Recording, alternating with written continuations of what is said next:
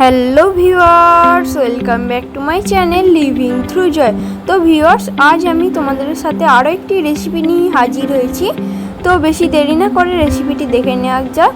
তো চলো let's start. তো ভিউয়ার্স, এই রেসিপিটি করার জন্য আমাদের এখানে লাগছে পরিমাণ মতো কাতলা মাছ, সর্ষে বাটা, সর্ষের তেল, পেঁয়াজ বাটা, রসুন বাটা, আদা বাটা, হলুদ গুঁড়ো, লঙ্কা গুঁড়ো এবং নুন। তো ভিউয়ার্স, এরপর মাছের উপর পরিমাণ মতো হলুদ গুঁড়ো দিয়ে ভালো করে মাছটিকে ম্যারিনেট করে নিতে হবে। তারপর কড়াইয়েতে পরিমাণ মতো তেল দিয়ে দিতে হবে এবং তেলটি গরম হয়ে গেলে এর মধ্যে একে একে ম্যারিনেট করে রাখা সব মাছগুলোকে ভেজে নিতে হবে ভালোভাবে।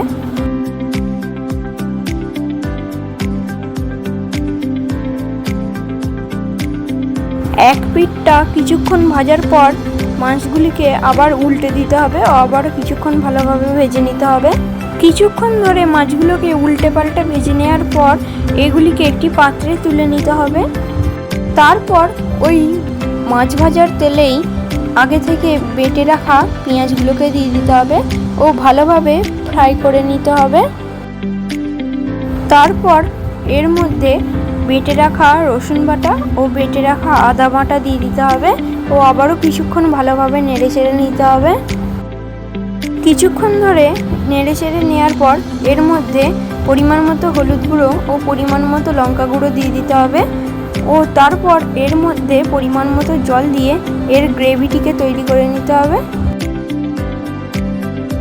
তারপর এর মধ্যে স্বাদ মতো নুন অ্যাড করে নিতে হবে ও কিছুক্ষণ ভালোভাবে নেড়ে চেড়ে নিতে হবে।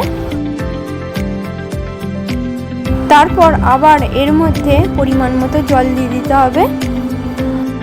তারপর এই গ্রেভিটি ফুটতে শুরু করলে এর মধ্যে বেটে রাখা সর্ষে দিয়ে দিতে হবে ও এটিকে ভালোভাবে মিশিয়ে নিতে হবে।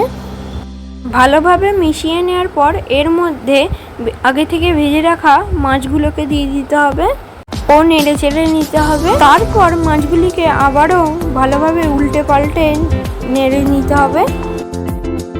কিছুক্ষণ ভালোভাবে নেড়ে চেড়ে নেওয়ার পর এগুলিকে একটি পাত্রে তুলে সার্ভ করলেই তৈরি হয়ে যাবে আমাদের ঘরোয়া পদ্ধতিতে বানানো সুস্বাদু কাতলা মাছের সর্ষে কাতলা। তো ভিউয়ার্স, এই রেসিপিটি তোমাদের কেমন লেগেছে তোমরা অবশ্যই কমেন্ট করে জানাবে।